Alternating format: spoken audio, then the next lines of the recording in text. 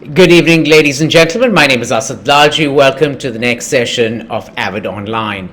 A very warm welcome to all of you who've joined us this evening. To know more about Avid Learning, our platform, and partners for the evening, please refer to the chat box.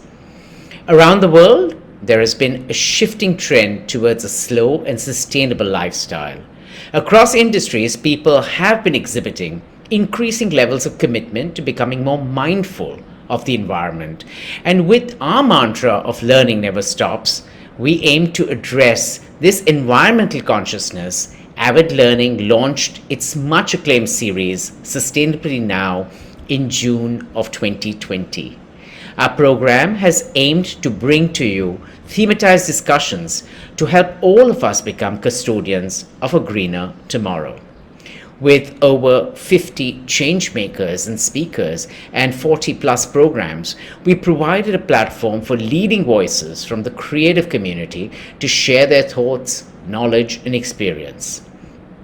At Avid Learning, we've been discussing the impact of marine resources and the need for preservation for some time now.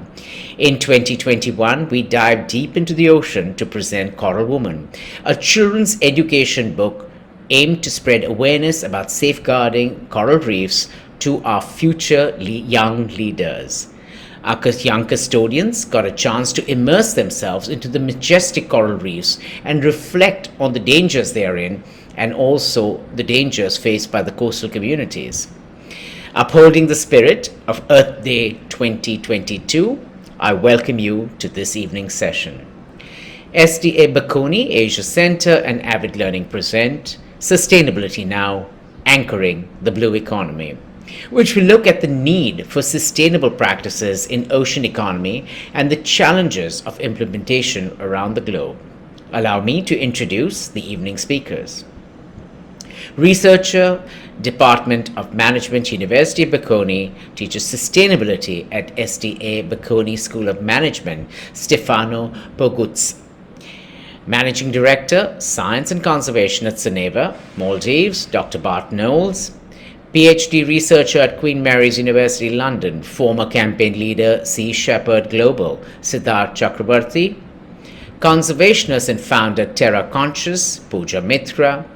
And they will be in conversation with founder, promoter, and CEO of Smart Waters, Ravi Mariwala. For more about our extremely impressive speakers, please refer to their bios that have been posted in the chat section. They should have been emailed to you also earlier. Our esteemed speakers will unpack the concept of the blue economy and present its features from fisheries and aquaculture to renewable energy to touristic activities and biotechnology. Highlighting the current practices of ocean sustainability, they will discuss the challenges we must undertake and changes as individuals and at a collective level to sustain our marine resources. Please note our session will last 75 minutes followed by a 15-minute Q&A. Ravi will be taking questions submitted by the audiences, so do keep them posted throughout the session. Just don't wait till the end. On that note, thank you once again for tuning in. Over to you, Ravi, to level set and look forward to a fascinating session. Thank you. Thank you, Asad. That was really kind of you to introduce the panel. Just taking it over, I'll just share my screen, and I wanted to just put the platform of blue ocean economy and anchoring the blue ocean economy in perspective, and then we will get on with the esteemed panel to talk about the blue ocean economy.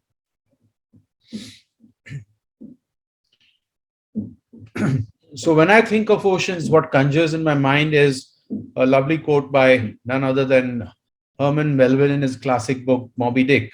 There is, one knows not what sweet mystery about the sea, whose gently awful stirring seems to speak of some hidden soul beneath. And that really conjures a meaning of ocean to me. And this book I've read over and over again. It's a wonderful book. If you've not read it, if the younger generations have not read it, it's a must to see, especially for the ocean and the ocean economy. So if you look at it, there are some fish out here. And of course, our really star panel out here who's going to talk a lot about the sustainability and anchoring the blue ocean. So to begin with, what I'm really looking at is what is an ocean and basically a mental model of an ocean and how do we think about it. So I call this the anthropogenic cauldron, which means that how have humans interacted with it and what we have got out of it. And in macro sense, the ocean economy worldwide is estimated about $1.5 trillion. It supports more than 30 million people and supports many industries, including transportation, fisheries, tourism and leisure, shipping and allied industries like shipbuilding, mining, and oil and gas. A lot of the oil and gas is being drilled out of the ocean bottoms. And it's also very unique and a massive farm which feeds mankind by various means, such as fisheries, of course, and also with seaweed and such things. If I look at what is the ocean's promise to the mankind, it regulates the climate and weather for the whole earth. It captures carbon dioxide and emits oxygen through its kelp and other forests, and provides a large portion of our daily food needs, such as fish, seaweeds, protein, etc. And it's a great avenue for economic activities and supporting mankind. And besides that, what ingenuity of mankind has given us is fresh water out of the sea also, and out of the oceans. But it also comes with its own problems, which we will discuss. So ocean has promised us a lot and it's delivering a lot also. But if you look at, the anthropogenic misdemeanors, how have we treated our partner of nature? One of the biggest issues we have today is global warming, which has led to the temperature rise. And as a result, a lot of the carbon dioxide is dissolving more and acidifying the oceans. It has led to sea level rises and ice cap meltings. So there is a lot of pressure on the coastal regions to be mitigating these effects. There is an inconsiderate dumping of plastic, which has become a big challenge and a problem going forward. Lots and lots of pollutants coming out from various industries. And what we hear is that it has become a sink. The oceans have become a sink for letting the pollutants go in there, along with the runoffs from the farms, which leads to something called eutrophication, where the plants in the sea use these runoff from the fertilizers in the farms as nutrients to grow and devoid the oceans of oxygen, leading to multiple problems. And there's also a very unique problem one sees. For example, if you go around the seas of Gulf area, one sees a huge rise in salinity, mainly arising because the Gulf regions have got sweet water out of the oceans, and whatever is the reject has been dumped back. And in many cases, what we've seen is that salinity has increased by almost 2% above the normal. So in certain regions in the Gulf, we see salinity of about 5.5 to 5.6%, whereas the average is about 3.5%, which has led to a lot of problems, including changing of a lot of the biodiversity around those areas and making desalination more and more difficult and expensive. So rule of greed and overexploitation is another misdemeanor coming out of the greed for all ocean resources. So the oceanic playground is also very interesting. There are some very interesting features out here. Transport in the sea was discovered and done way before the wheel was discovered. One of our least explored features of the earth is the sea and the oceans, and only about 5% of it has been explored. Most of the life form on earth is aquatic, and ocean has got more artifacts than all the museums combined put together in the world, and has got more than 3 million shipwrecks in the oceans. And this is the place where we have seen that renewable energy like wind has propelled boats way faster than boats run by fossil fuels. So that's been really interesting. So symbiosis of ocean and humans is at an enormous threat. And this is an issue which we need to address today. So with that, I would invite Professor Stefano to talk a little bit about his work and his background, and then we will take it on from there. Thank you. So thanks a lot, Ravi, and thanks, Asad, for the presentation, the introduction. I'm very pleased to be here. Welcome to all those who are participating to the event also from Italy, where I'm based today here in Milano. So I have prepared a few slides. in order to present a little bit my research and how I have and we have been addressing the ocean challenge in a business school, since I'm working as a researcher for a business school. The work I'm presenting is a project that have been chairing with a double hat. On the one hand, being the chairman of the scientific committee of the One Ocean Foundation, which is a very interesting entity, an organization that is based in Italy, in Milano, with a global breadth, and you can find more information on the website. And of course, my business school and my university is Da Bocconi, where I'm part of a sustainability lab. What we've been doing over these years. So we have investigating the role of business in addressing the ocean challenge, which is a perspective that so far is relatively new, because a lot has been the view of policy and policymaker, or economics, or I would say oceanography. But as it was for climate change many years ago, I would go back to 25 years, business was not involved, and now we know that business and financial community are key. So is for the ocean. So we try to bring one of the main protagonists into the scene. And we're focusing both on the blue economy sectors that was already mentioned by Ravi, but also on other land-based industry, textile and apparel, agri-food, utilities, and so on, because these industries, they have a large impact on the ocean. I think that more than, I would say, 90% of the impact on the ocean is the result of land-based activities. If you take climate change, the large majority of the utility are produced in land, and if you take the ocean, plastic is also the result of apparel, textile, and things that are happening through consumption in land.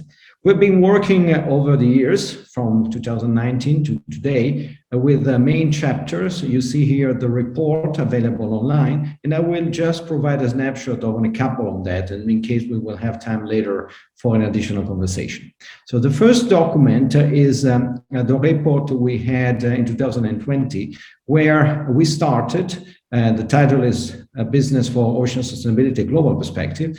We've been investigating 1,660 companies through an in-depth analysis of their report and a lot of interview.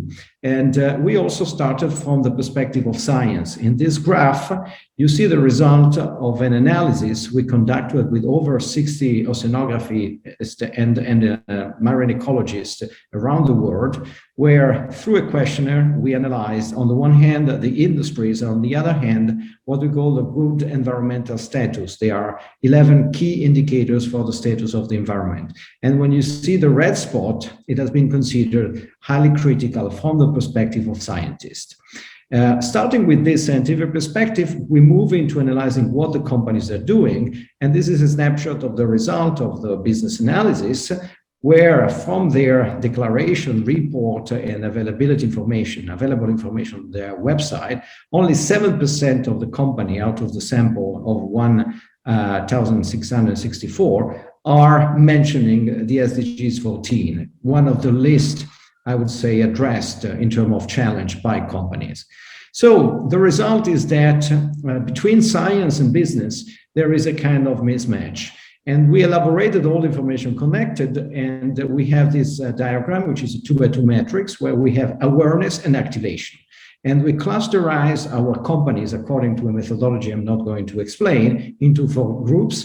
And as you see, only 26%, what we call sustainable leader, are responding on the basis of a real awareness, where awareness measures the gap between what science think is relevant and what companies think is relevant. So when there is no gap, we consider an alignment, and therefore the response by the companies is in line with what the science is really indicating as a key element. In practical term, I would just imagine a company in fashion and apparel, which is really trying to resolve the problem of microfibers into the ocean and not working on some complementary stuff not related to where the business is generating an impact. And later on, we had the second chapter I want to briefly analyze, just 1.5 minutes. And this is the Ocean Disclosure Initiative, because the work we've been doing show that analyzing thousands of reports, that only, 86% of companies around the world, they are using sustainability framework or standard to address some sustainability challenges like climate change. But none of those analyzed, those zero, is focused on transparency framework on ocean issues. We have also analyzed all the most acknowledged and recognized tools and initiatives to measure corporate impact, and no one is specifically addressing, without any doubt, only very few indicators are on the ocean. So again, there is a need for transparency. So we started a very important new initiative called Ocean Disclosure Initiative, where we want to engage companies and the financial community to disclose information through definition of a standard methodology and key metrics and the rating methodologies to support company to become more aware and to act. This project is on the way, and we are on the moment working on that with several different companies, starting with fashion and with agro-food. This is the team, Zdavo Koni, One Ocean Foundation, McKinsey Company, and CSIC, which is the National Research Center in Spain. That's what I've been doing so far, and that's just some pills of this activity. Thanks. Thank you very much, Stefano, for that wonderful introduction. Pooja, would you like to go next and talk a little bit about yourself and your work, please? Sure. Okay, so hi, good evening, everyone, and thank you so much to Mr. Lalji and to the team at Avid Learning for giving me this opportunity, and for Ravi for taking the time to chat and talk a little bit about my work so I know what to contribute in this conversation. I've been working in Goa for the last 10 years, and I'm going to, obviously, the previous presentation has looked at the overall thing. I can contribute in basis what I've experienced on the ground working in Goa, which is a popular destination in India. It has a heavily touristed coastline, a lot of different engagement with the coastline. So when we got going, the idea, and the way I got into marine in the first place, looking at how the Indian government has been pushing various initiatives to promote tourism, which is marine related, actually started a couple of years ago, even a decade ago, when they were planning these dolphinariums in 6 states of India, including Goa, Gujarat, Kerala, Delhi as well, where the plan was to set up these SeaWorld style dolphinariums. And I got into it at the time to run the campaign to stop the establishment of such facilities, because we know, A, they are against animal welfare, and they're also extremely resource intensive to run. Thankfully, that didn't come to pass, and India became the 4th country in the world to close down the idea of keeping marine mammals in captivity. But that led me to look at how are we actually doing marine wildlife watching in India. I knew it was happening in Orissa and in Goa, but over the years, I've learned that there are activities happening across the country, because India has almost 24 species of marine mammals: whales, dolphins, porpoises, freshwater, nearshore dwelling, and deep water. So when I was in Goa, we started about 6 years ago, we did a study to look at the impact of tourism as it was being done on dolphins and corals in the state. The state is very small, it's only a 100-kilometer coastline, and it has a residential species of dolphin, the Indian Ocean humpback. Scientific name is Susa plumbea. It's already endangered because it is a nearshore dwelling animal. It's adapted to hunting in river mouths, which is again the very trafficked and developed part of the coast. We did a study and we saw that dolphins were showing signs of stress. They were exhibiting, changing their behavior around boats, and there were really no regulatory or training mechanisms to help operators operate safely around marine mammals. And in terms of what information was being provided to the audience, for example, on a weekend during the study, 5,000 people went out from Aguada Bay, which is Sinkerim in the north of Goa. And there are 300 operators operating just there in a small bay, which is barely 3 kilometers wide. And at any given point, there were 60 or 70 boats around a few animals. And of course, there's no sort of regulation or guideline on this. And we also discovered it was extremely fragmented governance on how this whole space is managed. So we decided to address those issues, and I was running the World Wildlife Fund program in the state at the time, and that's when we did the study. But I realized that one of the big gaps that the operators were facing in even adopting responsible practices was how to reach an audience that will actually pay for an experience, and help them to actually execute it that way. So that's when I started Terra Conscious as a social enterprise in 2017. And since then, we've been trying to work with the operators in Goa to set up a model of how these activities can be done. Simultaneously, we decided to also create a standing network, because Goa is the only state presently which has 365 days distribution of lifeguards from 7 to 7 in the evening on every beach. So that actually gives you a huge amount of manpower that is deployed on the beach already, which can actually contribute in monitoring and collecting data on what is actually happening. So we started this standing network, and now there are 600 lifeguards part of it, 90 forest guards, plus volunteers. So it's been quite robust since 2017. We've managed to keep it going. And we have actually seen that one of the big challenges is that also what we consider as the examples of marine destinations that we want to adopt for India. So Goa is already challenged in that way because the tourism focuses on casinos, parties, beaches. That's largely been the narrative, which is even put forward by the state for quite some time. Now that's changing to push hinterland tourism, to push community-led tourism, but it's a big mishmash and perception matters. And the recent 5 years have gone in developing a master tourism plan for the state, where they're looking at countries like Croatia or Spain or Miami, even as a destination, to show that these could be what would be aspirational for the coast. Unfortunately, those are not aligned with what the demographic or the regional biodiversity needs. And I think that is itself the starting problem, that what we're looking at as models to imitate. The other issue is that there are increasing threats, as have already been laid out in the first two presentations, and a continual push for growth, a continual push to add more vessels to water, a continual push to add more activities on increasingly fragile coastlines is complicated. And just if you take Goa as an example, 100 kilometers, a coal port is also planned for expansion. There is also fisheries, there is also tourism, there's also coastal development. It's difficult for such a small coastline to sustain all of that and try and maintain its biodiversity and try and support its communities.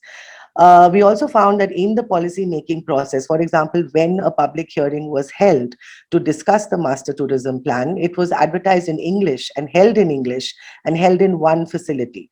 So it just left out so many people who are directly engaged with the environment, with the coast, directly dependent on species through tourism or fisheries. And they were not even part of the conversation to talk about this plan, which is potentially going to affect them. It was a 25-year vision plan. And again, as I mentioned, the fragmented governance, because dolphins have the same protection as the tiger, Schedule 1. That comes under Forest Department. The vessel comes under Captain of Ports. The tourism license is under Tourism Department. The jetty comes under the Panchayat. The waters come under different departments. So, and they're not talking to each other. So ultimately, the operator or the small scale operator has to get a lot of licenses, has to deal with a lot of red tape in each one to try and get the business going. And after that, the regulation is completely confused because we don't actually know what we are monitoring for, apart from basic vessel and safety. And there we saw that the training also that is provided is not covering actually the activity that the person is doing. In Goa alone, dolphin watching, crocodile watching, diving, all comes under water sports. So there is no attempt to include how they should operate in these sensitive habitats. It's just about how do you run the vessel. And once you get that license for the vessel, you are allowed to do whatever you want on that.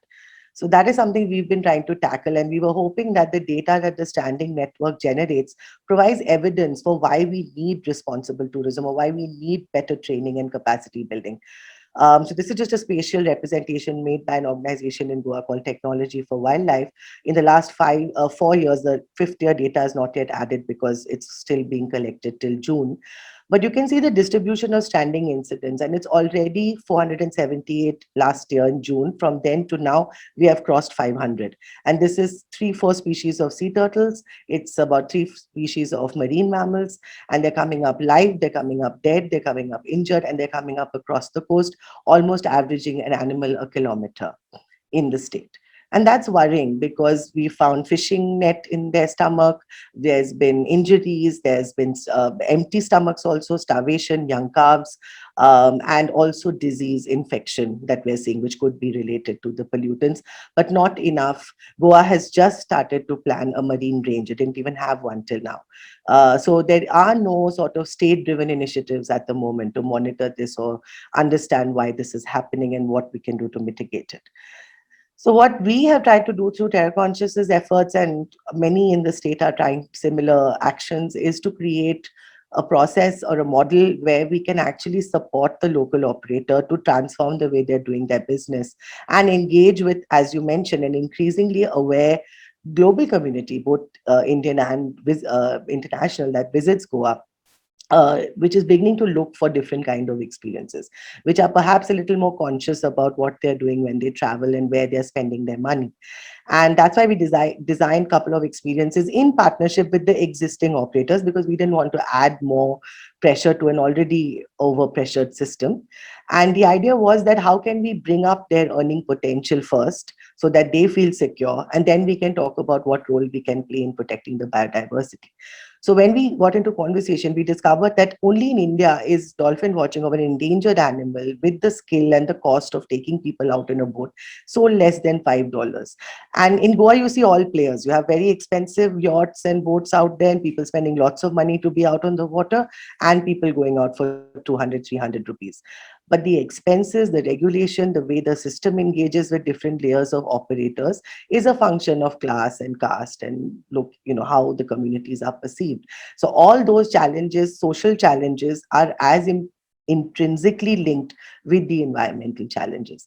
And we started to raise the pricing, but putting emphasis on content, on knowledge, and training the boat partners, training guides, and taking people out. And so far in the last 5 years, it's been really positive. And today, almost all the boat owner associations have approached us and said they would like to work together. And we are constantly advocating with the government that a guideline has to come out. And more importantly, you need better representation at the decision-making level, where all the voices have to be included, because these are decisions which impact everybody, and it is an extremely vulnerable coastline. It's already, at some ways, point of no return.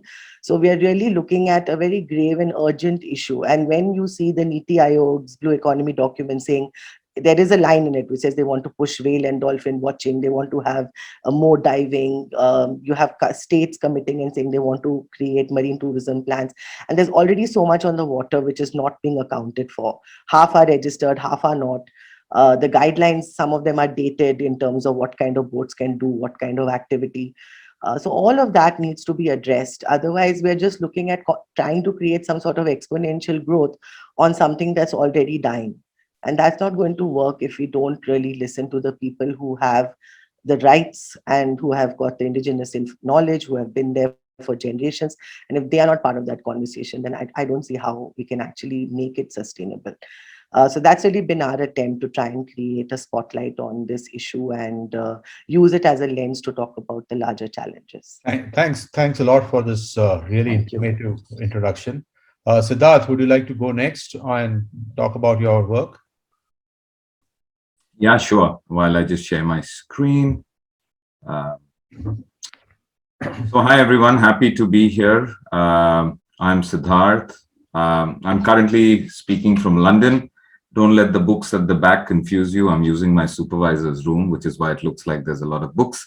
I'm going to try. My talk is probably going to straddle what Pooja and Stefano have said, which is largely that, I am studying business to some degree in the seafood industry in India, but I look at the interaction of business with state and other actors in terms of looking at the outcomes of these relationships in yielding development outcomes. And I also include the study of nature as an active constituent in production processes. So not treating it as neutral, but looking at firm strategies as being very actively a part of what happens with organization of value chains, with kind of commodification processes, etc. So just to begin with, I think because this is talking about anchoring the blue economy, The blue economy can mean a lot of things in many different contexts. And so for this presentation, I know Ravi wanted me to speak about Antarctica a little bit, but I think 4 or 5 minutes, we'll maybe come to that in the Q&A on what's happening there and why it's important.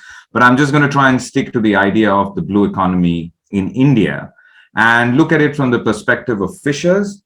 And I'm going to very briefly make 4 points regarding the blue economy. Now, the first question is why fishers? And I think fishers, in the sense that we understand them as households which are engaged in fishing from a livelihood occupation. And India roughly has about 40 million fishers. So I'm not talking about firms. I'm not talking about business houses. I'm not talking about more profit-oriented firms. These kind of actors are most reliant on water bodies and historically also share the closest links with these water bodies. And as a principle, at least, fishers rely on the water bodies as being naturally regenerative of fish. Ravi mentioned in the start of his presentation on the food source. And the oceans are perhaps the only ecosystem left on the planet in which humans have very little control over the regeneration of food and fish. In the sense that our farms are within our cycle of control to some degree. Fish farming is within our control to some degree. But kind of ocean replenishment is completely out of our control. Capital has not been able to subsume it yet to a degree, though we are on that path, but yet so far. And so I think this link between the fishers and the oceans is an important one because fishers rely on that regeneration, and therefore they almost act as barometers for what the state of the ocean is. And so I think my first point here is that we have to include this kind of social and ecological lens in thinking about what the anchoring of the blue economy could look like. On the second side, now what would a coastal kind of blue economy look like? We're just going to quickly go to the coastline. This is in one of the areas where I've been working for the last 6-7 years. This is a village called Boguran Jalpai in West Bengal. Now to the left, you have the Hooghly and the Haldi rivers, which pour into the Bay of Bengal and flood the waters here with the Himalayan silt. To the right, and between these rivers are the ports of Kolkata and Haldia, which historically and contemporary are kind of like trade epicenters for this region. On the top of the photo is the Bay of Bengal, stretching all the way to Bangladesh. Closer to the bottom, you'll see shrimp ponds, which are interspaced with kind of rice farms, which are rapidly being replaced by the shrimp farms. So aquaculture is replacing rice production. In the middle of the photo, you'll see kind of casuarina trees. These are planted as cyclone protection devices for the village. The beach, which you see just in front of the casuarina trees, used to be a fish landing site with fishers accessing it seasonally, but now it's quickly transformed into a tourist destination. And to the right, as you see more beaches, all of this coastline is being constructed and connected by a rail corridor and a road corridor for port and tourist movement. And between these beaches, that little slit of water that is going in is the Pichaboni River, which leads to a fishing harbor from where mechanized boats operate. And then canals and roads kind of snake through this patterned landscape, acting as passages for water, people, and goods. What I want to say by this photo is that this one photo actually represents many facets of the blue economy. It's got fishing and aquaculture, it's got tourism and infrastructure, it's got ports and waterways, shipping and logistics, climate change and resilience. In all ways, this village already represents the blue economy. And this is my second point. The blue economy exists in India in many forms and has been underway in various sectors at least since independence. It is therefore a caution to perhaps refocus on what already exists, what the experience of this form of development has been, and not to be carried away by the discrete charm of the blue economy terminology too much. Now, for most of you who live in urban centers or live in the west coast of India, you do know that your hospitality industry, your construction workers, your gig economy workers have a big representation of Bengalis. And a lot of them come from coastal villages like the one we are seeing in this photo. Yes, spectacular events of cyclones have now become an annual affair, have become more severe, and are wreaking havoc on the coastline.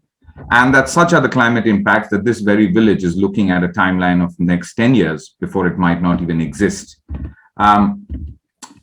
But more importantly, what I want to highlight is that it's the various facets of development which have already been underway that I spelled out just previously, which have been the most disastrous for fishers. Ports have caused immense erosion. Damming and placing barrages on rivers have destroyed the riverine and estuarine ecology.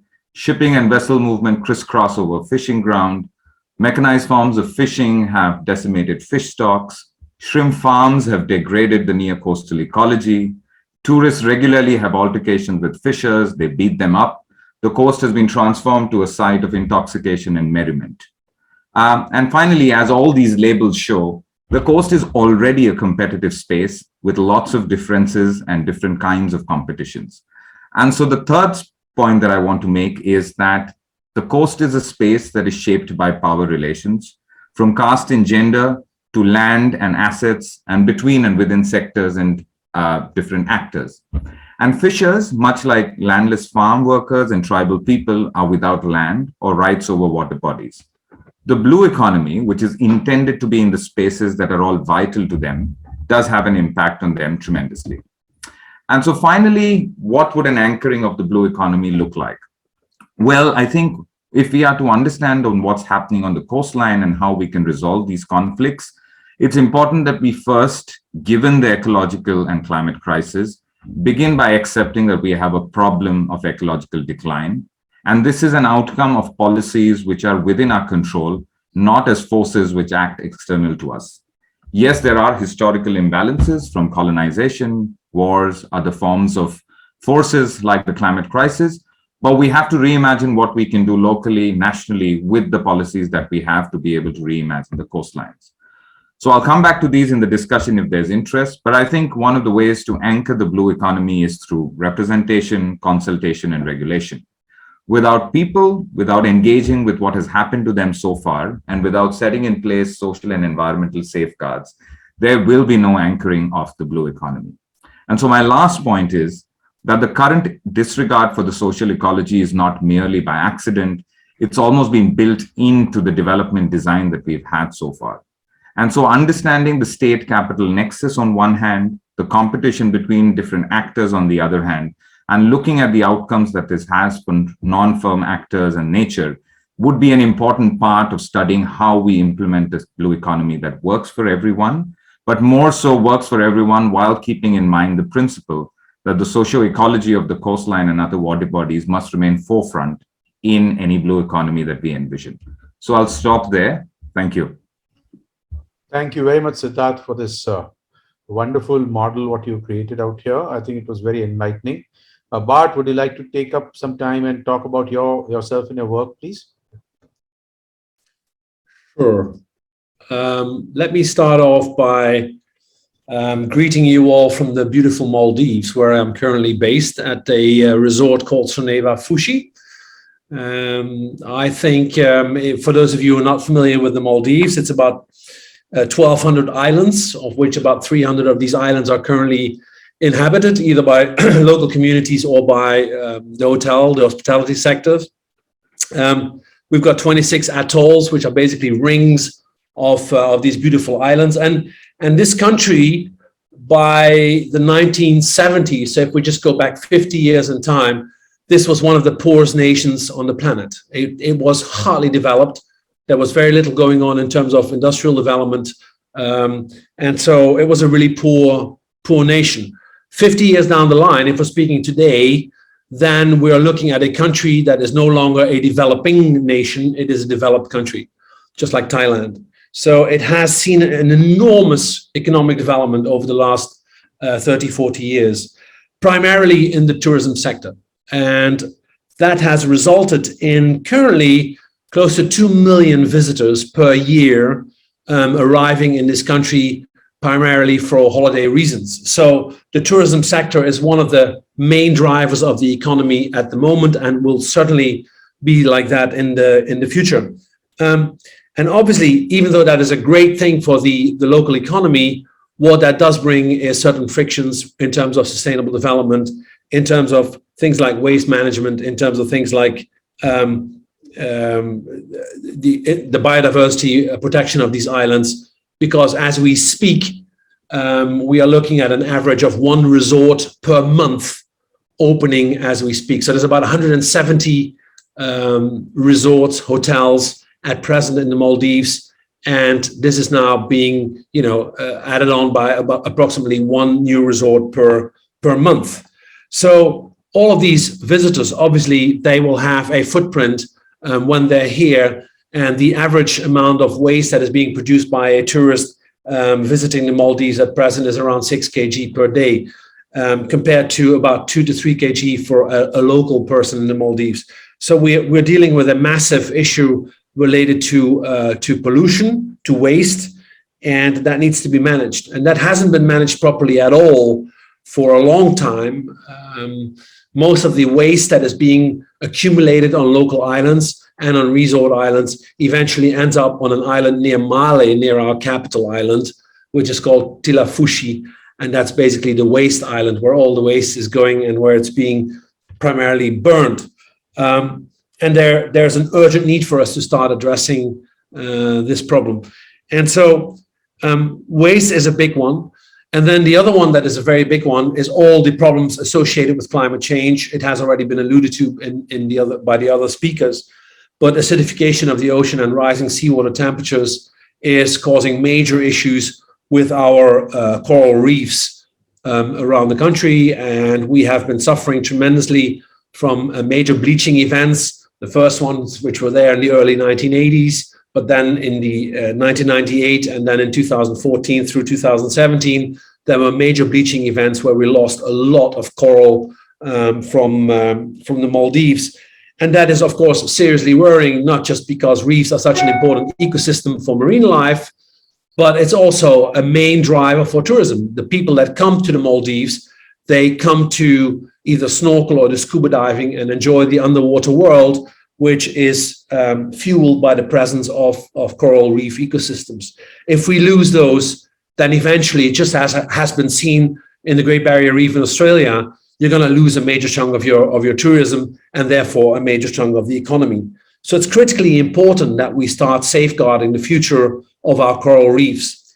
And the good thing is, and I believe this is critical, is not that the hospitality sector in which I'm currently working, even though I'm an academic by nature, I've been in the academic world for more than 30 years. Now I'm working in the tourism sector because I believe that we can play a major role in safeguarding the environment and looking towards more sustainable ways in which we are managing our waste streams. And I do need to say up front that I think it's critically important that those at the helm of these organizations play a major role in driving these efforts. I am firmly convinced that without our founders, Sonu Shibdazani and Eva Malmström, who started up Soneva, if they wouldn't be driving these efforts forward, it would probably not happen.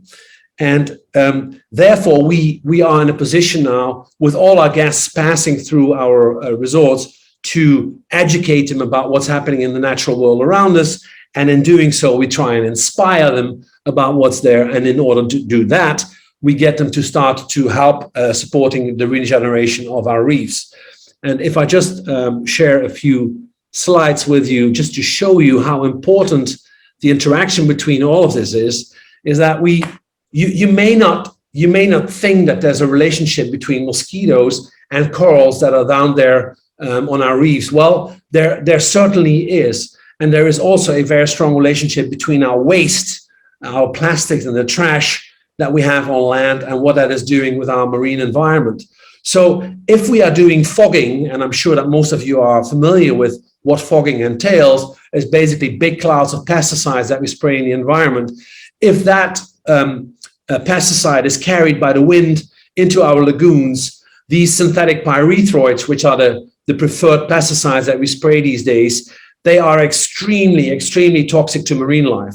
And if we lose our fish, then ultimately we will also start losing our coral reefs. So that's one connection that is there. The plastics that break down into micro and nanoplastics are again having an impact on the marine environment. And if we don't manage our waste properly and it rains, then that waste is going to hold rainwater, which in turn is going to breed enormous numbers of mosquitoes, which in turn are going to bring diseases like dengue or chikungunya or Zika virus in our environment. So basically what we are promoting here is not a view of one of these problems, just focusing on coral propagation and reef restoration, But if you do that, then at the same time you spray your pesticides, you're negating your efforts on the other end. So you can only approach this if you have an holistic view on tackling the problem. So you have to focus on waste, and at the same time look at coral propagation, and at the same time look at more environmentally ways of managing your mosquito problem. So to give you an example of what's going on here at the moment, we are restoring our reefs by having various initiatives of propagating corals. What you see here is a program which we started in October last year, which has now turned into the largest coral nursery using mineral accretion technology in the world, where we salvaged 15,000 colonies of corals that were going to be destroyed down south, further down south, where there was a big dredging project that is being planned. We're going to bring 20,000 more corals up from that same area, which will then be outplanted on our reefs to restore our environment. In terms of waste, at the moment, 93% of all the waste that is coming from the resort is being recycled or upcycled. This is an example of how we are now melting down our tin cans and turning them into door handles and knobs for drawers and everything else that you can imagine. So we're no longer having any tin cans going off the island. And we're looking into various options in which we are reusing our plastics. For instance, by producing plastic sheets that we can use in our structures, in our buildings, in our villas that we are using for construction. And the last one to look at the rest of this angle is that we have stopped fogging on our islands, and through using innovative traps, we have been able to reduce our population of Asian tiger mosquitoes by 95% and the southern house mosquito by 98%. And for the last 3 years, we have not sprayed a single drop of insecticide. And that is an approach that we are now trying to get other resorts in the Maldives to start adopting in the same way, so that they can also stop spraying pyrethroids in the environment, and in doing so have much less impact on insect biodiversity and our marine ecosystems. I think for now I'm going to leave it there. Thank you very much, Ravi. Thanks, Bart, for that. I think what we gather out of here is that there are a number of themes emerging from the the introduction which the four panelists have given us. Some of them which come out is raising awareness about environment and getting it down to the people level. Second thing which kind of I can look at is the issue related to the livelihoods of people. Third thing is the sustenance of business itself requires some different thinking in terms of holistic and systemic management. So with these couple of themes emerging, I would like to throw open the floor, saying that if you need to raise the awareness about the environment and the policy which can benefit and bring in the whole ecosystem together and think it in a very holistic manner, what are a couple of things which you could say would be important to do in this case? I'll leave this question open, and any one of you who would like to jump in and talk a little bit about it. I've just said that there are lots of good questions coming up, so keep your answers a little brief so that we can address more issues in this particular way. Thanks. Siddharth, would you like to take up something on this? I think it was a very interesting model. What do you? I think, yeah, sure. I just wanted to briefly comment that, because I saw a question on whether there should be one authority designated in the Q&A thing to be able to look at what's happening in Goa. I won't answer on behalf of Pooja. But in terms of bridging that with what I was saying, and then looking at the ocean economy as a whole, we are dealing with an ecosystem that is dynamic and shared. And I think, therefore, we have to move towards more conversation at a regional level as well. I think nation state levels can only achieve so much. And so, especially if we are based out of South Asia, what are we doing with Pakistan, with Bangladesh, with Sri Lanka, with the Maldives, with all of the island countries in the Bay of Bengal? So I think regional movements towards policymaking and a shared kind of vision is really important as well, because, rivers flow across the mountains, the Sundarbans flow across the borders, the fish migrate across borders. So just keeping that in mind, I know sometimes it gets very hard for people who are in their houses looking at what can I do in my life to be able to look at something that's much bigger than me and kind of obscure. But I think moving in that direction, keeping that vision open of a shared heritage, a shared kind of partnership, I think that is really important to have in mind as well. Pooja, do you have something to add to this? Yeah, I mean, looking at that question, and that has actually come up in various discussions in Goa as well, at that level, that should there be some sort of a centralized body which looks into this? I think my response to that, and just based on my experience on the ground, is that what could be useful is to have some sort of a regulatory committee which has all the stakeholders and right holders represented on it, including the different government agencies that look at different aspects of how marine tourism takes place, because a committee like that at least can start looking at the challenges together. All the voices can be presented and you can come to some kind of consensus, whether it's on how many boats should be allowed out at a time around the animals, whether it's at what speed the boat should be going. There are regulations for all this, but they're not in context of wildlife watching at the moment, because that's not how the activity is looked at present. So we have thought about how can we get everybody together, and that has been presented to the government several times. I think it's also about people talking more about these issues so that the government is also forced to prioritize some of this, because there's so many challenges in front of the government. So, for example, in Goa, the chief minister is also the forest minister. He's also head of the wildlife committee. So by the time a file comes to him on dolphin watching, it's the least of his concern, given everything else that he has to deal with. So you need to have systems where the people on the ground who are actually doing this activity, earning from it, facing challenges, creating challenges, they are the ones who have to be part of the conversation. So I think what Siddharth said, that idea of a shared heritage, a shared partnership, that is how regulation needs to progress. If we keep it in this hierarchical mode, where the privileged has more access and the underprivileged does not, then we're not going to have that holistic approach that we are all striving for. Thanks, Pooja. Stefano, yes, Stefano, you put up your hand. Yeah, I just wanted to throw a little bit of, let's say, to add on a little bit of complexity to the debate, according to my view. I come from a long, let's say, background. I studied sustainability since I graduated in '92, with at the heart of my perspective, social ecological system interaction and I would say managerial perspective, which is something that was and is still very new. I fully agree with Siddharth's view on the necessity to change the paradigm. What we teach in business school and economics is about reductionistics and mechanistics worldview. We need to go into an holistic one where complex adaptive systems are at the heart. At the same time, there is a big challenge, which I'm very, very, very, I would say, I don't want to say pessimistic, but if you take climate change started to be an issue in 1992, more or less, when the United Nations Framework Convention and the IPCC, the Intergovernmental Panel on Climate Change, started to point the finger to a big, big, big challenge in front of us. The paradox is that climate change is much, much easier than the ocean challenge, because in climate change, you need to fix a couple of things: CO2 and other gases emission and the radiative force. That's it. So all converge in three strategy: abatement, number one, reduce the emission. Number two is about neutralize, and number three is about offset and compensate. That's it.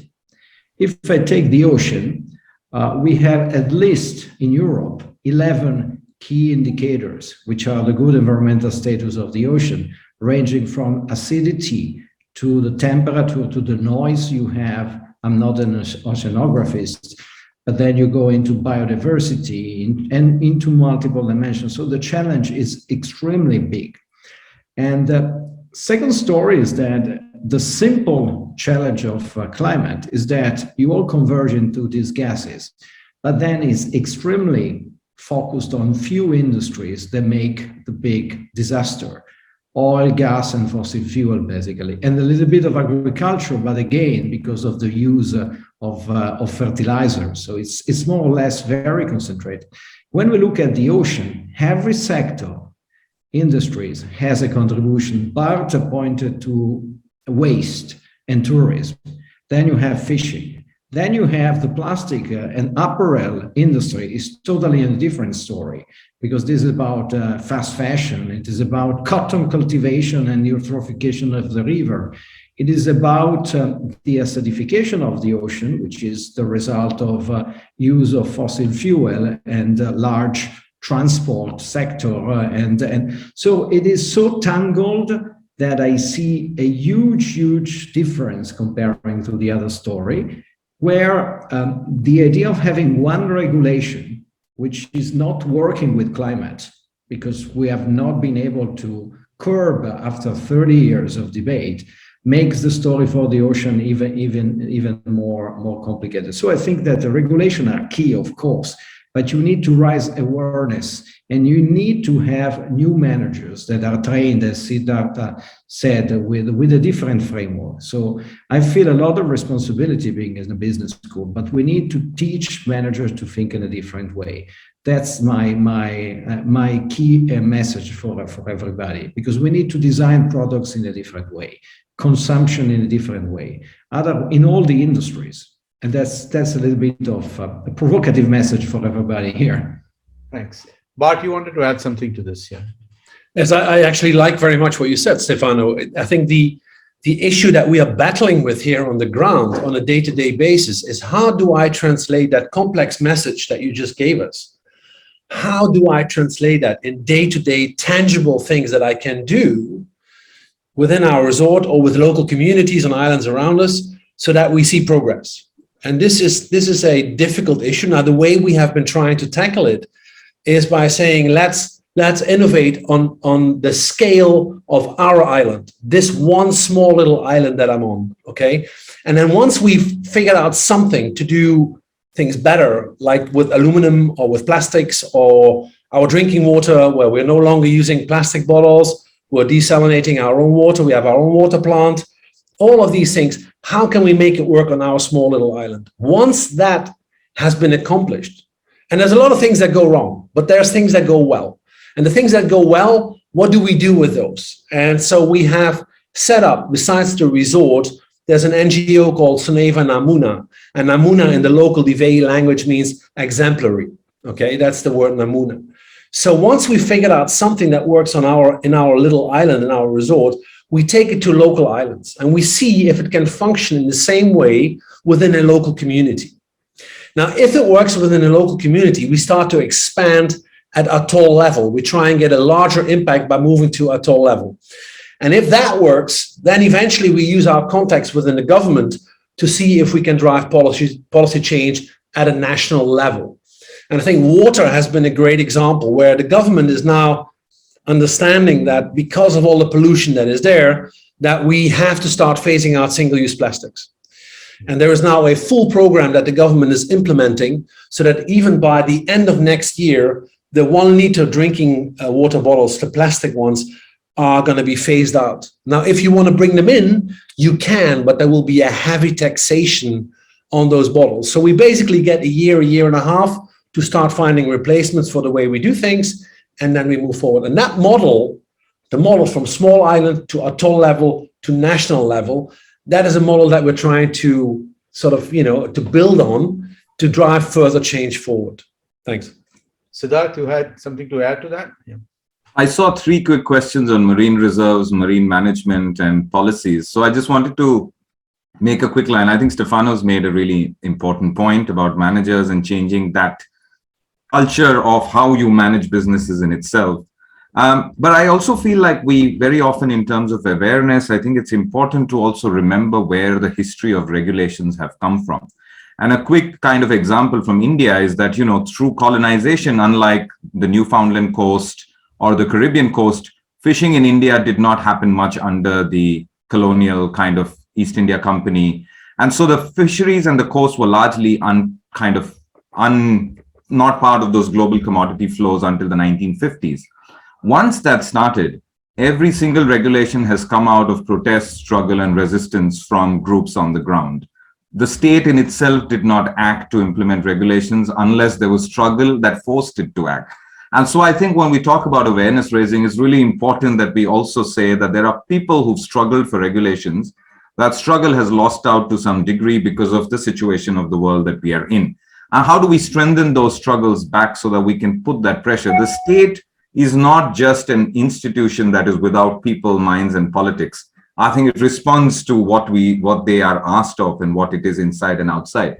So I think it's part to remember that as well, that, regulations come from putting pressure on the state, and collaborative pressure for the ocean economy would be really important to do as well.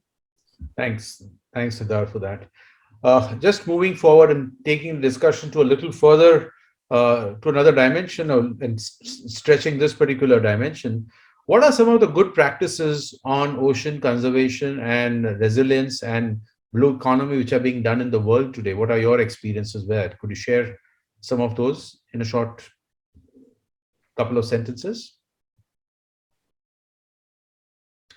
Bart, would you like to take that up? And since you're looking at holistically and looking at a pilot to mid to large scale expansion of waste management in Maldives, what do you think? What have you seen or what have you heard about that? Can you share some? Well, I even though I'm not part and parcel of this country, I'm from the Netherlands originally, but what I see in this country, in the Maldives, is that this government, perhaps with my own government, the Netherlands, and the government of Bangladesh, if there are countries that should be able to open their mouths when it gets to the impact that we're seeing of climate change, I think these are the three nations that should be talking about it. So I originate from one and I'm based in the other. But what I see in this country is that there is very, very much awareness of the problems that we are facing at the moment.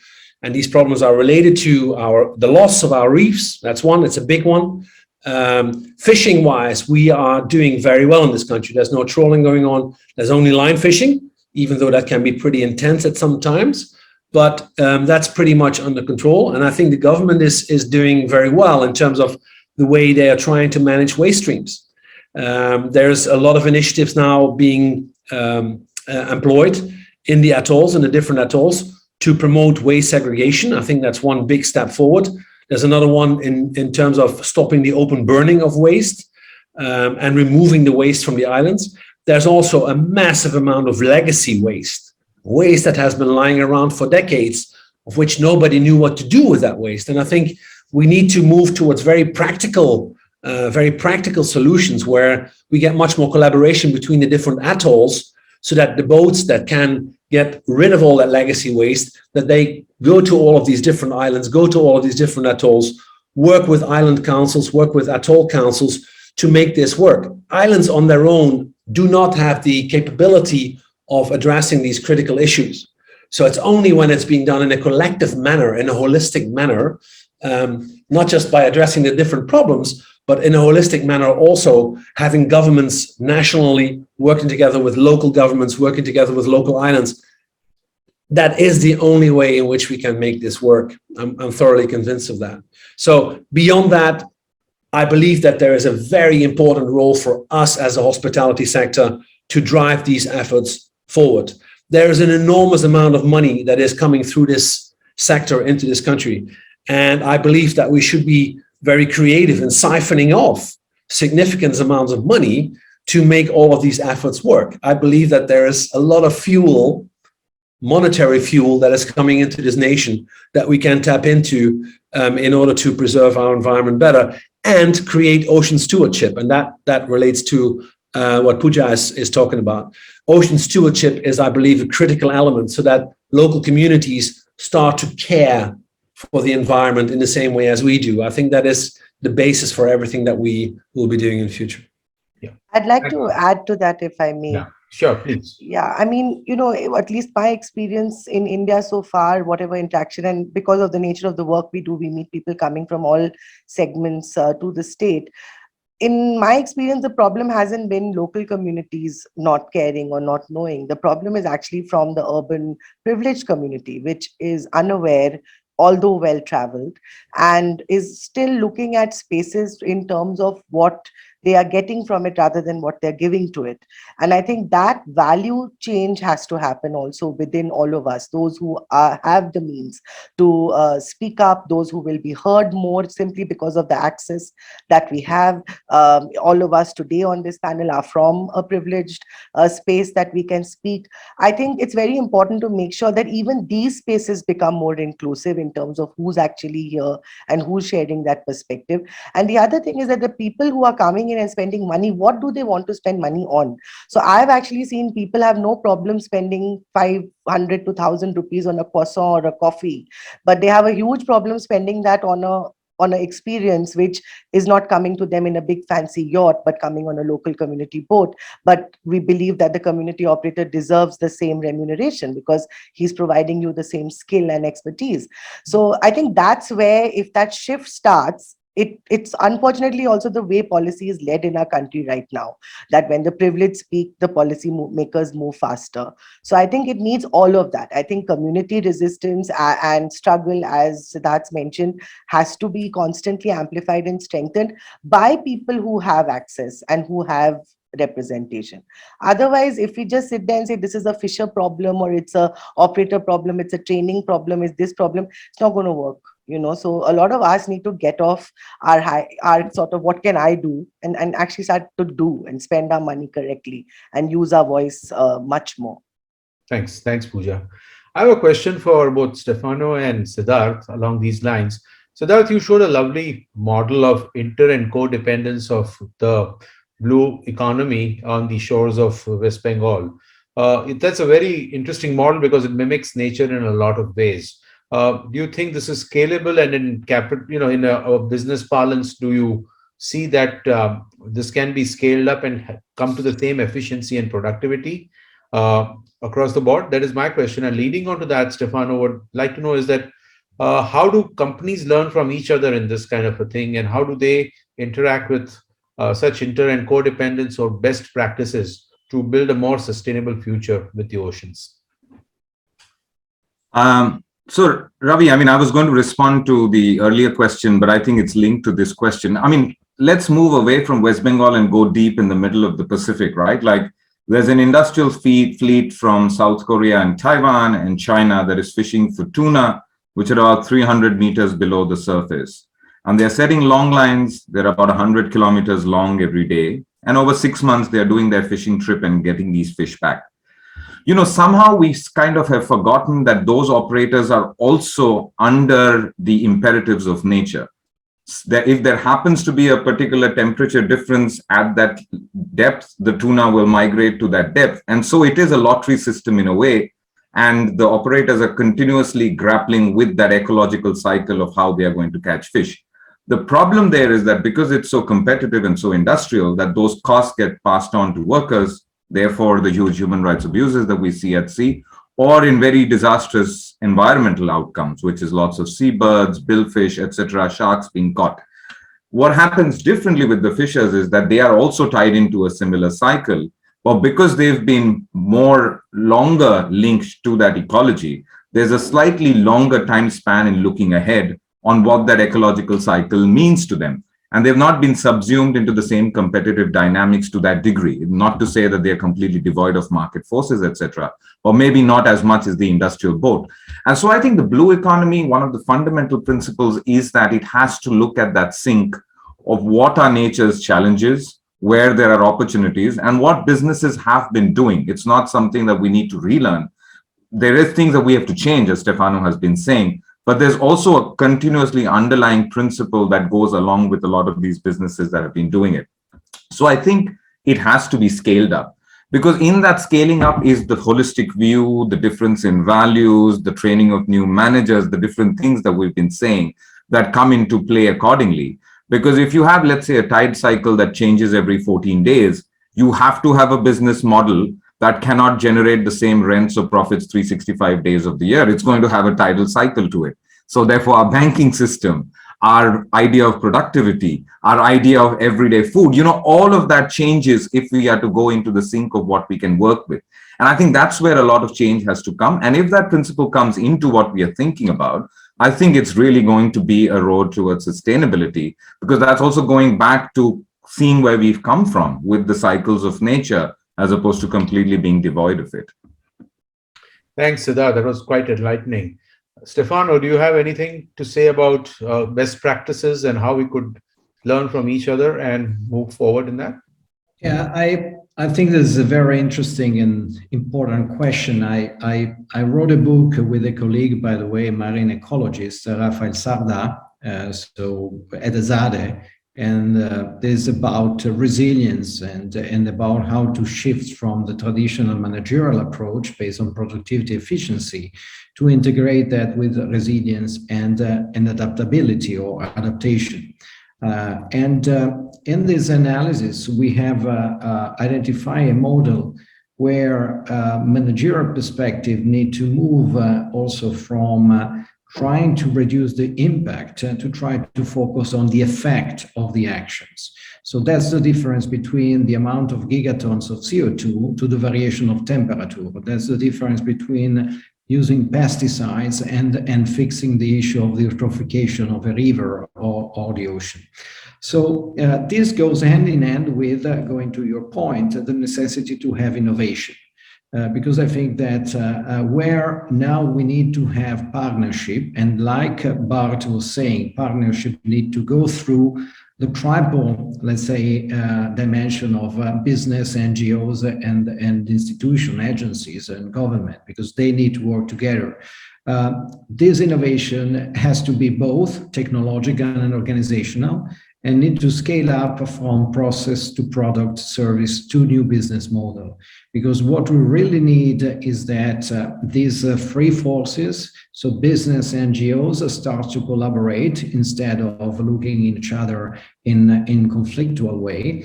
And the same story, I think, is on the bottom-up replication. You need to work with government to facilitate scale up and replication of the win-win options.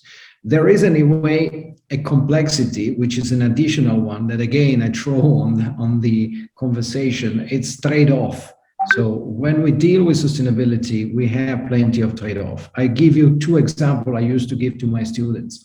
So I take this in hand to show everyone. This is a plastic bottle. So this is a danger for the ocean. We all know. But eliminating 800,000 of plastic bottles from my university, 800,000 per year, that's a huge amount, it's a mountain, it's equivalent to 50, more or less, tons of CO2, which is 20 people flying from Milano and back to the Maldives island. Okay, so the whole amount and the huge effort to eliminate such a huge amount of potential risk for the ocean, which is plastic, turns out to be a very, very limited effect on climate change, which is the effect of acidification and of course, all the other interaction between climate and the ocean. So the point is to work together to try to find solutions that are as much as possible addressing also the trade-off. Because when you are thinking about tourism, a lot is what is the impact on the tourism in waste. But if I look at Europe, and Bart, since he's coming from the Netherlands, I mean, we have experiencing very successful practices in managing waste. 30 years now, I mean, we started 30 years ago and comparing to now in packaging. So emerging countries, they have a long way, but a long way requires money, requires knowledge, requires investment, and requires time anyway. But sometimes also the solution we find on one hand, they have huge impact on the other. That's when we need business models innovation, because that's the only way, in my view, working together with different forces, and science need to be there, we can shift and fix some of this problem. That's what I think is absolutely fundamental for addressing some, and collaboration is key. I like the idea of scaling up from the local to the global. And I also think that policy today need to scale up from the global, from the local to the global. I think that top-down vertical policies, they are not working very much. They are too general, and they do not consider all these trade-offs that are there in the very end. Thank you. Thank you very much, Stefano. That was very enlightening. What I'd like to ask is, before we just have two short questions which we need to answer before we move on to the question and answer session. One is the first question I'd like to hear from all of you is, how do you see the whole blue ocean economy and anchoring that in the next 10 years? What do you see 10 years? A little bit of future gazing if we do. What do you see 10 years down the road? How do you envision that? And I want a very quick answer so that we can move on to question and answer session in a short while, Want to take a rapid fire round starting Okay, maybe I'll go first, Yeah. if that's okay. Yeah. Short and brief so that we can move Yeah.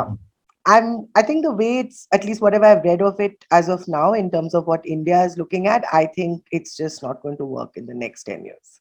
I think you want a port every 20 kilometers, you want a 50 million ton coal port, and you want tourism. It's not going to work the way it's being envisioned right now. I think it needs to be asset based, and I don't think every coastline can accommodate everything. So I think we definitely need to relook at that vision of blue economy and what you actually want to prioritize and develop, because I don't think you can have it all and sustain it all. It cannot work like that. The ecosystem has its limitations, and so do people. Thanks, Pooja. Bart, would you like to see, how do you see the future? Well, I don't want to sound alarmistic, but if we're talking about corals, then basically we have 18 years. Okay. And if we don't pull up our sleeves in the next 18 years, we are just talking pie in the sky. It's over. Okay. So there's more than ample evidence. The latest IPCC report was very clear. There's more than enough scientific evidence on the table. If we go over 1.5, then we're going to lose our corals. So we can talk about devising new strategies. We can talk about coming up with new business models. We can come up with, lots of different things. But time is running out. Sorry, there's no other ways for me to say it. Time is running out. So I think that's one of the reasons why we are saying here, let's get on with it. And we let the science come in if and when we can use it and when we can need it. But we have to get things going. The time is just running out. There's no other way. Sorry. Siddharth, what do you have to say? I think blue economy wise, one of the biggest changes that we're going to see in the next 10 years is perhaps a lot more people kind of caring and engaging with these issues. I think the infrastructure, like those can't be developmental paradigms anymore, have we developed upwards because we're failing all those targets. We're going to continue to fail them just because of the global macro economy, just because of all the challenges that the climate throws up. But I think given that we're having a conversation today, given the amount of information we have coming from the oceans in different forms, I think in the next 10 years, we're going to be way ahead of where we are today. Whether that'll be in time, I think that is, I think there's pessimism overall in a very realistic sense about what that means. But I definitely feel the oceans are going to become a bigger and bigger part of what we are talking about in terms of the environment. Thanks. Stefano, I have a slightly different take on this question for you. Do you think we can get something equivalent of a carbon credit for ocean credits? Well, I have to answer. I think that it might be, but is it working? So I don't think that so far the carbon market, we don't have a carbon market globally. So that has been a long fight. And I have even to say, again, a provocative message. When in 1987, so the carbon market was introduced in the Kyoto Protocol. And I teach that every year. And I take 100, we do a role play of 3 days with 200 students trying to go in a place in Europe by train and not flying for question of climate. And so I'm just over this day working. I will have a session on carbon markets next week. So the point was that the carbon market story, to turn it in a certain way, it was a kind of takeover from economists to the social ecological problem. So hoping to fix it through the traditional overall, I would say, old internalization of an externality, which I think does not move from having a change in paradigm. So we think that adding on something, go back to, and we fix it. It didn't work. And still in Glasgow, one of the elements of discussion, we got some progression, was the market mechanism. So I think that we need the carbon market. We might have something for the ocean. but it's more deep, it's more strong, the change we need. And I share, unfortunately, I have to say that, but message, time is dramatically important to curb and to change. So the clock is ticking for the ocean, is ticking for climate, is ticking for biodiversity. So I think that that's where we need to move fast. And if it works, we can work on that, but it's not the solution at all. Thanks, Stefano. The last one question I have before I throw it open for the questions from the audience. Okay, what is one very interesting fact you have seen with the oceans in your years you spent with the oceans? Can you quickly give me a half a second or a 20-second or 10-second answer on that? We'll start with Siddharth because he needs to leave soon for another event. What's the quirkiest thing you have seen? Oh, the quirkiest thing. I think just the variation in its forms in a way. Like, we keep talking about the ocean economy and the blue economy as if it's one homogeneous kind of item, but it's not. It's like so diverse and different and surprises in different ways. And I think the local to global is tied to that idea as well, because each of those dynamics is different in how it interacts with the people there. So I think, yeah, that would be my take. And I'll also say goodbye to all of you while I have my video on. It was lovely being on the panel. Thanks, Ravi, and thanks everybody at Avid Learning. And sorry, I won't be able to stay. Sorry to the audience. All right. Yeah. Pooja, what do you think? 30 seconds. I mean, I guess we've had some nice experiences when we've been out watching the wildlife. That's the pro part of the work we do. The rest of it can get quite heavy. So yeah, I think some of the sightings we've had, the behaviors we've seen, and what's interesting is after the boats that we worked with started changing their behavior and stopped chasing and stopped surrounding and used to just wait and watch, the way people interact with that space has actually been the nicest experience we've had, because Great. when they've had a chance to not just speed through and tick off something and actually observe it, I feel that relationship is getting built, and that's been really beautiful, and we've seen it across age groups, so that's been really great. And I think that's what gives me hope that that conversation is going to get stronger over the next decade, hopefully. Great. So we'll move on to Stefano. What do you think, Stefano? One of the most interesting things you've seen with this? Sorry, I got the microphone now. I think that I'll be very short. I think that younger generation attention to the topic is amazing. And I really trust, on the one hand, we have a responsibility. I'm in my 50s. I have two sons that are teenagers. But I see that they have been internalizing some of the awareness, and I really hope that they can fix some of their own trade-off and contribute in a positive way. I have hope looking at the young generation and also with their own ingenuity. But I think that Greta need to be considered as Greta Thunberg, meaning as Greta. She's a teenager. But rising awareness is key, and this generation, I think, can help us as older to try to understand what we've been doing so far over these years. So, thank you. And Bart, what do you think? What is the most interesting thing you have seen and come across? Well, what I see here every day is that our guests that come onto this beautiful island here, when they look at the ocean, they say, "Oh, look how wonderful this ocean is." But what they see is a mirror, and they don't see what's happening underneath. And we have to constantly inform them how dire the situation underwater actually is. And I think, in as much as I agree with Stefano that it's up to us to create a lot of enthusiasm in the generation that follows us, so that they take on the responsibility. But at the same time, I'm pointing fingers at myself. I've got 140 scientific papers that I was involved in or that I authored, 4 books, all of that is great. But if I ask myself, how much have I actually really contributed to solving these dire problems that we're talking about? It's very little.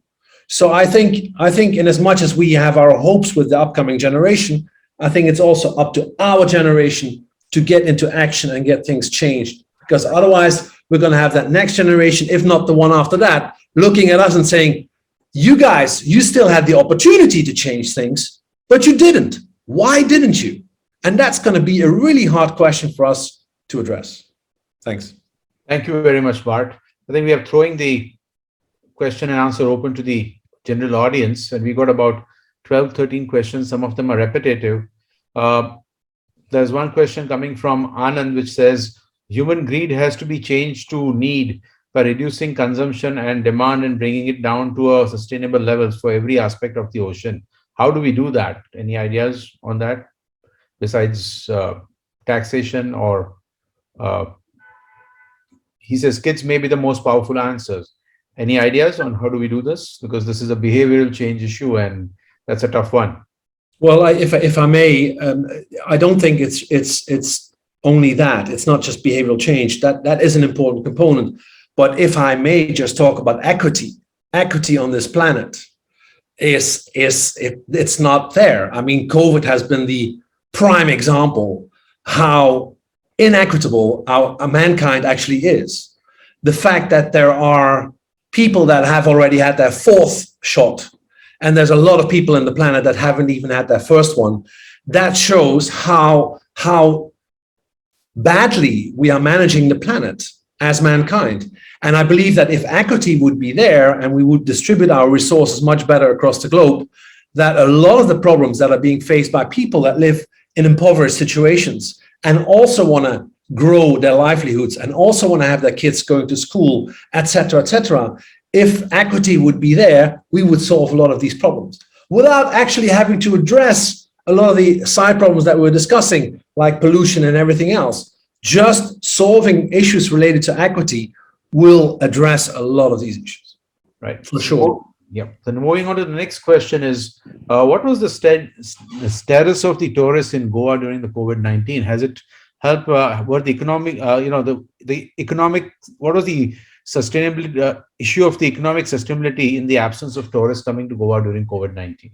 See, that's the interesting, I mean, Goa's actually emerged as an interesting case study over COVID, especially for someone like me who moved there 10 years ago. And I would say I'm part of the settler problem, because while I feel I've given back by what I've done with my time there, that's, you know, it's still a pressure on any ecosystem when more and more people start moving into it.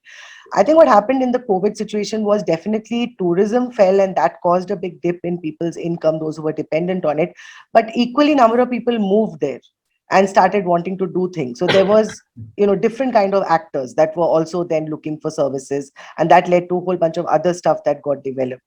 Even now, I think, you know, what Bart has said and what the question really is asking, what can we do to make ourselves more accountable, is start holding yourself accountable. You don't need that second house. You don't need that third car. You don't need, I mean, we have to learn to say no to ourselves. And that is the problem, because I think urban aspiration, the way it is projected with media and everything, we are constantly building this need to acquire more and more to be seen as arrived or successful or respected or whatever. Those parameters, those social parameters have to change for all of us. And it starts with us who have more. You cannot put the onus of that change on the person who has nothing and is maybe the first generation who has acquired education or some sort of a mildly surplus income, which has already got driven back into poverty thanks to COVID. But for those of us who were insulated because of our privilege, we are the ones who have to make that change. And I think that's what I'm hoping, and I see in some of the people in moving to Goa now talking about, but still there are too many who are, I want Wi-Fi, I want the 20 kinds of fancy restaurants, and I'm not really thinking about what that impact is. You know, we had somebody who told us bindis are being flown in from Delhi for, you know, fancy this thing because they're too big in Goa. I mean, these are not conversations we should be having in 2022 in high-end circles. You know, what is this? Thanks. So I think that has to change. The last question I have was for Stefano. Rohini is suggesting, can we create a bond system like a blue bond around the oceans to finance some of these things? What are your views on that? I think that this is a very good perspective. I think that